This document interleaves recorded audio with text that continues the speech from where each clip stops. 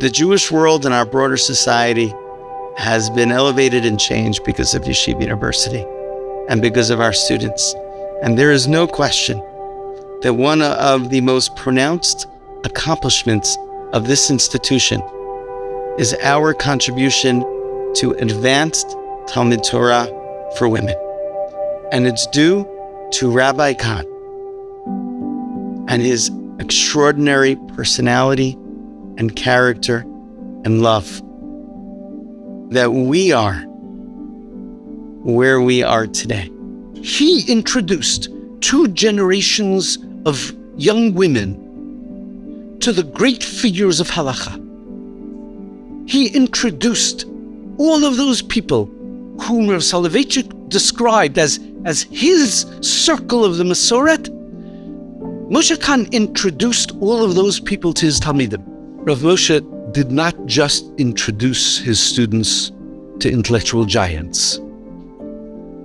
He introduced them to feeling human beings. G'dalim as feeling human beings, poskim as feeling human beings, who understood that the essential purpose of halacha was not just to get them to comply with rules, but to enable people to achieve lives of chesed and of goodness, lives that not only conformed with the rules of halacha, but lives that embodied the actual midot of chesed of HaKadosh Baruch Hu in daily life, in every element of the human experience. Asu madim laTorah. Make time to learn. That's how you make it close to you. That's what Rabbi Kahn did. It wasn't just the making the time to learn. Yes, we've heard, and I'll just say again, he could have taken any job teaching men, but he wanted to be here. He chose to be here. This is why we wanted this shloshim here. We had a beautiful shloshim yesterday. This is his makom. This base medrash is his legacy. His tribute to the Talner Rebbitzin, where he talks about 2 different types of Masorah that you get. And I want to say, I look around this room and the sense of Masorah and the sense of continuity. I see people who were with me in Stern in the 80s. I see our daughters. I see people in between. And it's quite a sense of this link, the shalshelet that we've been able to produce. So in his tribute to the Talner Rebbitzin, he talks about 2 different types of Torot that there are, the Torah Avicha and the Torah Imecha. It's the Torah Imecha, but it's also the Torah Avicha, the different terms, the different understandings of what it meant to keep a kosher household that I'm able now to transmit to my son and to my daughters when the occasion comes. And that's the legacy of his that I take with him. And thank you. And in those early days of GPATS, the program was so new, we didn't even have a name. We call it GPATS now. It was the program back then. And us women, I was in the 2nd class, and we were criticized and we were teased, and lots of interesting names were given to us. And Rabbi Kahn just kept saying to us, don't worry about it. Just don't care and just keep on learning. And the amazing thing is you fast forward now 20 years and Rav Kahn has created an empire. There are hundreds of women who learn Gemara, thousands who are learning from his students. So my message to start is just for all of you that Gemara is much more accessible for you and that there are classes for you to take and opportunities. Don't take those for granted. They weren't here, and if we don't take on those opportunities, they may not continue to be there for us. So I encourage all of you, continue to learn Torah on the highest of levels, continue to learn Gemara, and appreciate that Rav Kahn paved the way for all of us.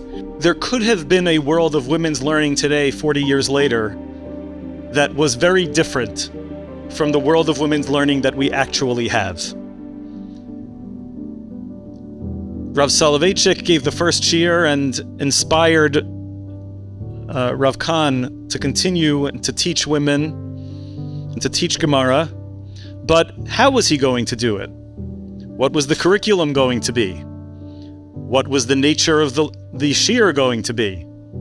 He insisted that the Talmud Torah that was going to be opened up to the world of Jewish women and made available to Jewish women was going to be the same Torah that he had learned, the same Torah that he had been taught, the same Torah that had been handed to him. learning, spending the time, putting it in the effort, doing the hard stuff, learning the difficult material, and learning everything about the difficult material. It is that learning that tattered the Sfarim that are on the shelves here today. But I think for Rav Kahn, the difference between passive learning, which is imbibing and listening, hearing, to others teach and others present, in his mind was never equated with and never on par with active learning. And it informed the entire way that he approached education, the entire way that he taught his shiur.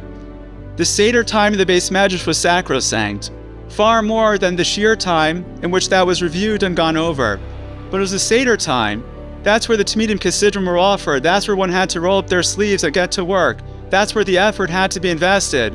And that's where the real gain and growth was to be achieved. He was there to always guide the learning, but it was the active learning of the students that he always looked to foster, not the passive learning of listening and hearing to others present to them. It is such an honor and a privilege to reflect on Rav Kahn, on his personal character, on his learning, on everything that he has left us. There's no doubt in my mind that everything that we have accomplished and everything that we will continue to accomplish, B'ezrat Hashem, in this space, is all going to be built, an edifice that is built upon the foundation that he has laid for us. Yehi Zichro Baruch. But there's also a recognition of a life well lived, and that we are able to now continue the incredible work and legacy because of what he has done. We stand on his shoulders, and we are taller and able to complete all of our individual, each one of us, our shlichut, because of him. Harav Moshe Yosef ben Chaim Amechla, Tei Nishmato Tzura, V'tzura HaChayim.